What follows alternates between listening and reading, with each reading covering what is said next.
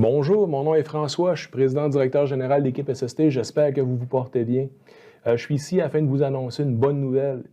Équipe SST, dans les prochaines semaines, va produire, en collaboration avec plusieurs membres de l'équipe Santé-Sécurité d'équipe SST, différentes capsules qui ont pour objectif de partager des connaissances techniques et des stratégies de gestion afin d'augmenter l'efficacité des conseillers santé-sécurité, des superviseurs qui sont sur le terrain et aussi au niveau des gestionnaires afin de les outiller, afin d'avoir des bonnes pratiques au niveau de la prévention et ainsi participer à améliorer le niveau de santé-sécurité dans les différents milieux de travail au Québec. Sur ce, je vous présente la première capsule santé-sécurité. En 2020, selon les statistiques de la CNESST, saviez-vous qu'un travailleur sur 9 a subi une lésion professionnelle? Un travailleur sur 23 a subi une lésion professionnelle assez grave pour être indemnisé. Pire encore, un travailleur sur 32 800 est décédé d'une maladie professionnelle. Un travailleur sur 66 600 est décédé d'un accident de travail. Si on joint les deux statistiques ensemble, on peut dire qu'un travailleur sur 22 000 est décédé dû à son travail. C'est beaucoup trop. Alors, afin de pallier à la situation, j'aimerais vous parler de la gestion des risques critiques. Donc, c'est un processus, une stratégie de gestion qui est efficace. Dans un premier temps, qu'est-ce qu'un risque critique? C'est que lorsque le niveau de risque d'un danger pourrait entraîner la mort ou l'incapacité permanente d'un travailleur. Donc, ce que ça veut dire, c'est que c'est des situations sur un chantier, dans un milieu de travail, qui pourraient causer des blessures très graves aux individus sur place. Les avantages de procéder ou d'avoir une approche qui est basée sur la gestion des risques critiques, c'est qu'on va avoir une priorisation des mesures de prévention selon le niveau potentiel de gravité des dangers présents. Ce que ça veut dire, c'est qu'on va travailler sur les bonnes choses et de manière structurée. Qu'est-ce qu'on doit faire afin d'orienter notre stratégie de prévention vers la gestion des risques critiques? Bien, dans un premier temps, ce qui est important, c'est de répertorier les risques critiques potentiellement présents sur le chantier ou dans le milieu de travail.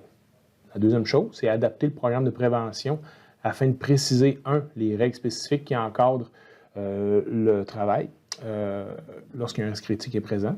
Le niveau de tolérance que nous avons envers la gestion des risques critiques, donc c'est quoi l'élastique qu'on a par rapport à un écart.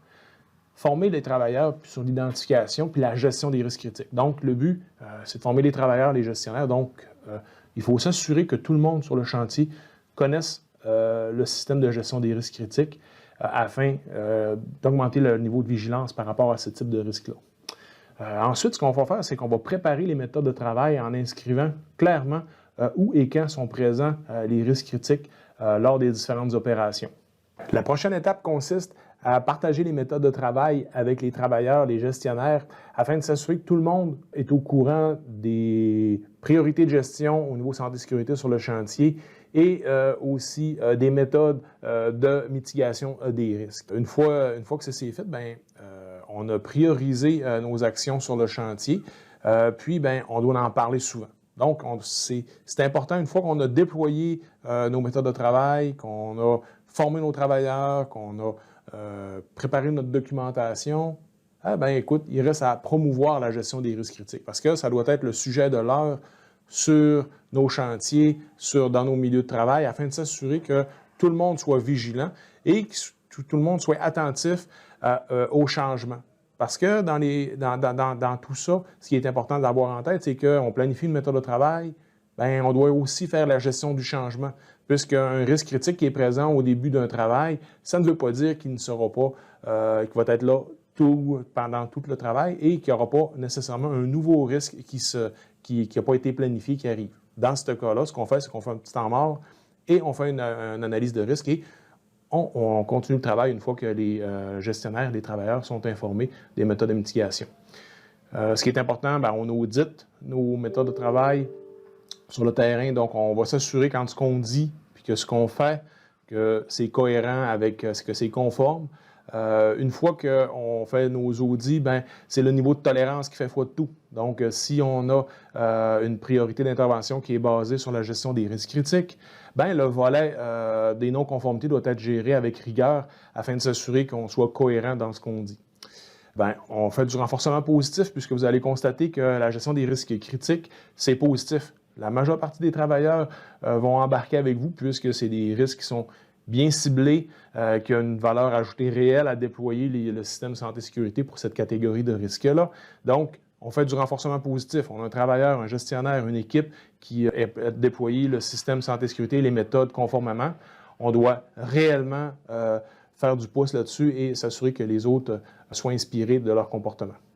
Donc, les risques critiques qu'on parle sur des chantiers de construction, entre autres, bien, écoutez, pensons aux espaces clos, le travail en hauteur, la coactivité véhicule-piéton, les chutes d'objets, collision, renversement de véhicules. Écoutez, il y a environ, on peut compter jusqu'à 17 risques critiques qui peuvent être présents dans certains milieux de travail. Quand on parle des centrales hydroélectriques, des travaux souterrains, donc il y a beaucoup de risques critiques. Et parallèlement à ça, il peut y avoir quelques risques critiques sur des chantiers qui sont quand même relativement simples. Il faut être réellement attentif à cette catégorie de risques-là. Et moi, ce que je vous invite, c'est d'être attentif à nos nouvelles capsules qui vont sortir, puisque on va parler de chacun des risques critiques et vous allez reconnaître des risques qui sont probablement dans vos milieux de travail et vous allez avoir des stratégies intéressantes dans la gestion de ceux-ci. Donc, en conclusion, je peux vous dire que c'est payant de travailler avec une stratégie qui est basée sur la gestion des risques critiques. Vous allez augmenter vos performances au niveau santé-sécurité, vous allez diminuer votre niveau de risque sur le chantier et vous allez avoir des efforts qui sont mieux ciblés. Vous allez être plus pertinent. Donc, on se rappelle, pour être efficace, on identifie nos risques, on ajuste notre documentation, nos méthodes de travail, on partage nos méthodes avec nos gestionnaires, nos travailleurs sur le site. On en fait une priorité d'intervention. On est rigoureux dans nos audits puis dans les constats qu'on fait. On est vigilant quant au changement. Puis si on fait ça, vous allez voir, vous allez avoir un impact très rapide au niveau de vos chantiers de construction.